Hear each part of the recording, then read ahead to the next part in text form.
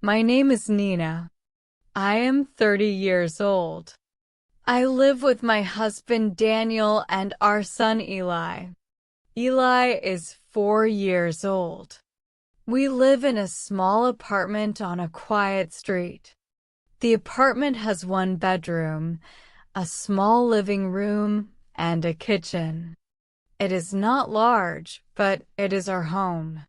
We do not own many things, but we take care of each other, and that has always been enough. My husband Daniel worked at a construction company. He worked hard every single day carrying heavy materials, repairing walls, working through the heat of summer and the cold of winter. The salary was not high, but the job was steady. It covered the rent, the bills, and food for the week. We had nothing left over for new clothes or weekend trips or small luxuries. But we were a simple family. We wanted peace, not comfort. Daniel often told me he wanted to give me and Eli a better life one day. He talked about finding a better job, earning more money, and feeling proud as a father and a husband. I always told him he was already a good man. I told him he was more than enough. But quietly, deep inside, I also wished for a little more ease. I wished for a new dress. I wished for a small birthday cake for Eli.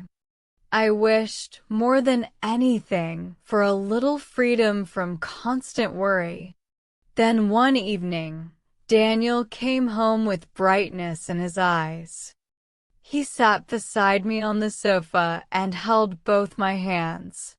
"My boss told me I will get a promotion next month," he said. My heart lifted immediately. For the first time in a long while, I felt genuinely light. I imagined a bigger income. I imagined a small celebration for Eli. I imagined buying myself a dress and eating at a restaurant again for the first time in years. Daniel looked happier that evening than he had in months. He picked Eli up and held him in the air. "Papa will have a better job soon," he told him. Eli laughed and clapped his hands. Everything felt warm and full of possibility. But life changed very quickly. 2 weeks later, Daniel came home late. His face was serious and his eyes looked exhausted. He did not smile. He sat down in the chair and said nothing.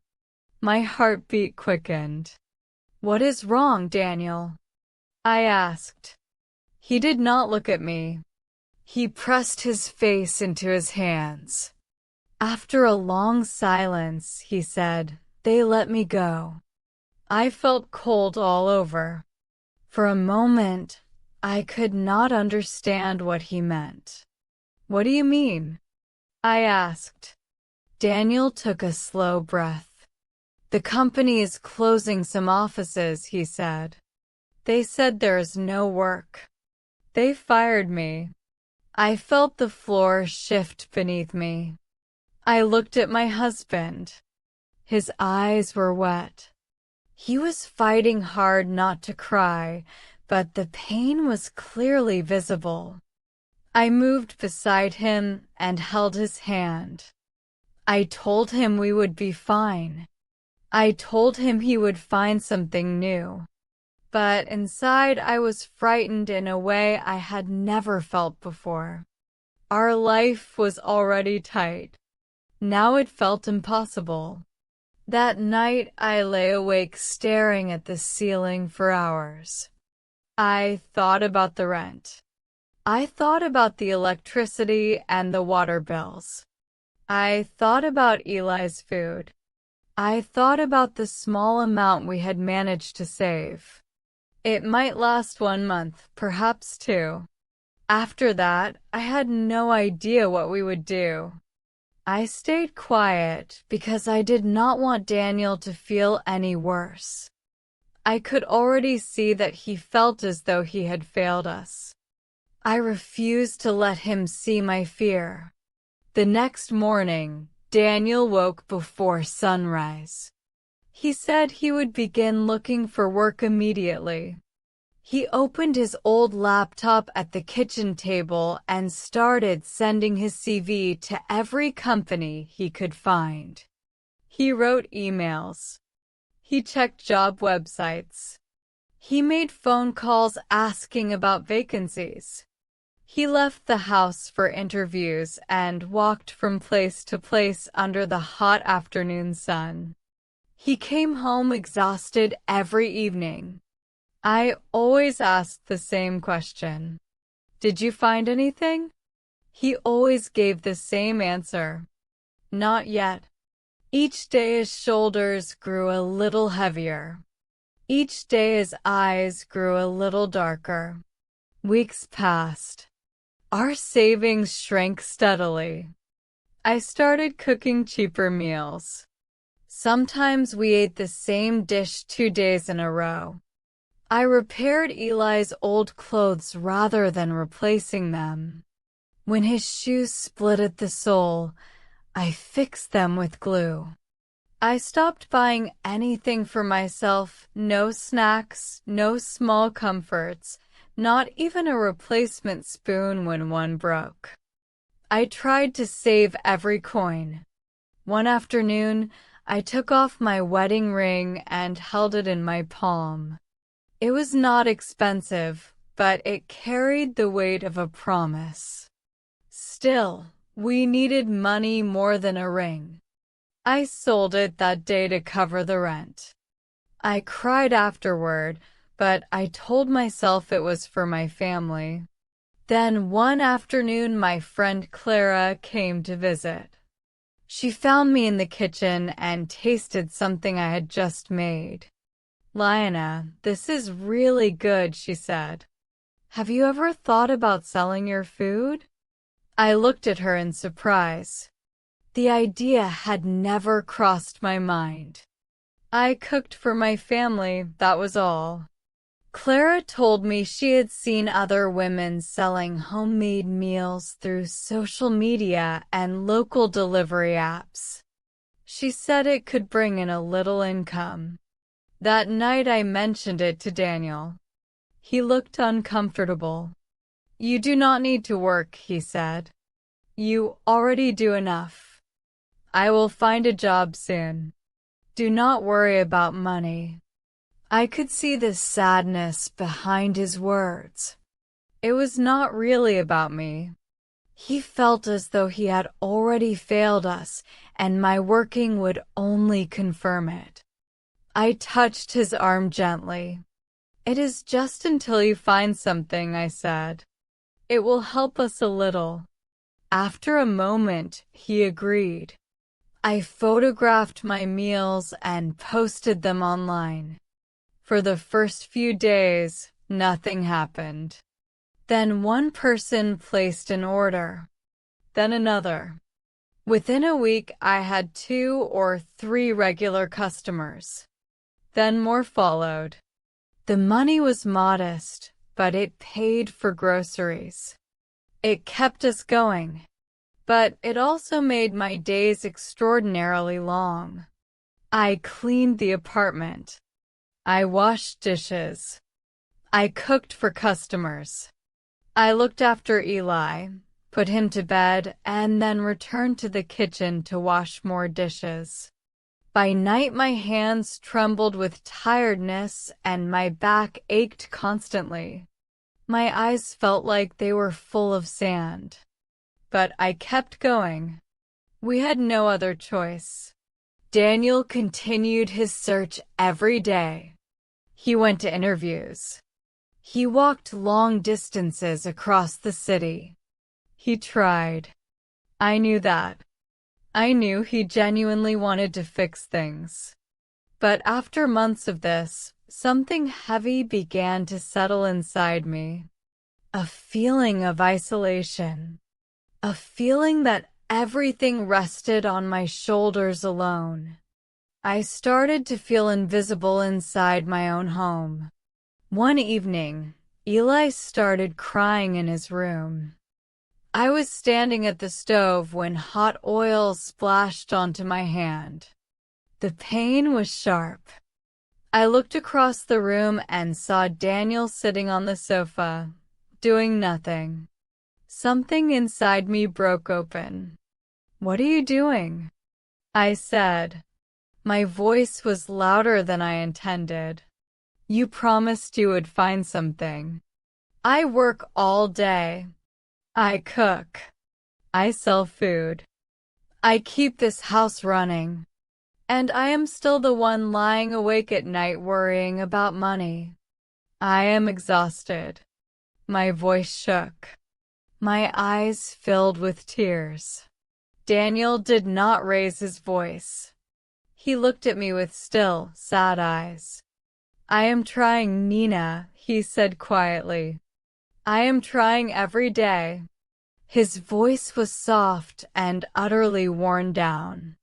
He sounded like a man who had been hollowed out. I felt the anger drain from me immediately, replaced by guilt. I saw his pain. I had directed my fear at him, but he was already carrying more than I realized. He stood up, walked out of the room, and sat down on the stairs outside. I watched him through the window. He sat alone in the dark, his shoulders low, his head bent. I wanted to go to him, but I was too tired to move. I finished the dishes and checked on Eli. Then I sat in the living room and cried quietly until there was nothing left. Life felt unbearably heavy. The next morning, we both apologized. "I am sorry for shouting," I told him. "I was frightened." Daniel touched my arm. "I know," he said. He looked into my eyes and held my gaze. Then he said, "You were right yesterday. I cannot keep waiting for the perfect opportunity. I will take any job I can find." Something in his expression had shifted. He looked more determined, more awake. I saw the change and I held on to it. From that morning, Daniel approached things differently. He stopped filtering job listings by salary or position. He went to a restaurant and asked if they needed a cleaner. He went to a shop and asked if there was anything at all he could help with. He applied to a taxi company and filled out their form carefully. He contacted people he knew, people he barely knew, and people he had not spoken to in years. Every morning he woke early, washed his face, put on his old coat, and left with purpose. Every night he came home tired, but he came home still trying. I watched him change. He was no longer the man who sat silently on the sofa staring at nothing. There was a quiet strength returning to him, not loud or confident, but steady. Even when the answer was no, he stood back up. He gave me a small smile each evening when he came through the door. I gave one back. Slowly, the worst of my fear began to ease. It did not disappear, but it became lighter. It felt like we were fighting again together, the way we were supposed to. One night, he came home with a small bag of fruit. He had spent the last coins in his pocket on it because he wanted Eli to have something sweet. Eli grabbed an apple with both hands and laughed. I looked at Daniel across the table and felt something warm move through me. Even without a job, even with almost nothing, he was still trying to bring small moments of happiness to our son. I felt love for him in that moment. I felt genuine respect. But the hardship continued. The following weeks were much the same, Daniel trying, me working, both of us waiting for one small change. One good day. One yes. Every night I prayed quietly that something would come. One morning, Daniel woke early and sat at the edge of the bed looking serious. He had an interview that day at a small factory on the edge of the city. He did not look excited. He looked afraid. "What if they say no again?" he said. I took his hand. "Go, Daniel," I said. "Try one more time." He took a breath, put on his coat, and walked out the door. I waited at home. I cleaned the kitchen, but my hands were restless. I checked my phone repeatedly. I looked at the door. I prayed for one piece of good news for our family. 3 hours passed. When Daniel finally came home, his face looked blank and unreadable. My heart sank. I walked toward him slowly, preparing myself for another no. Then he looked up at me and smiled. It was a small, quiet smile, but it carried everything. "They gave me the job," he said. "I start next week." Tears filled my eyes before I could stop them. I felt light in a way I had almost forgotten was possible. The pay was not high, but it was honest work. It meant we could breathe again. I hugged him tightly. "We will make it work," I said. He held me close and spoke into my hair. "Thank you for not giving up on me." Life did not suddenly become easy. We still counted every note and checked every price. I still cooked and delivered meals for customers. Daniel still came home tired from the factory, learning new tasks each week. But something fundamental had shifted. The weight was shared again. We talked more in the evenings. We smiled more at dinner. We felt like a team once more, and our small apartment felt warm in a way it had not in a very long time. Those hard months taught us something neither of us could have learned any other way. We learned that love does not disappear under pressure. It reveals itself more clearly.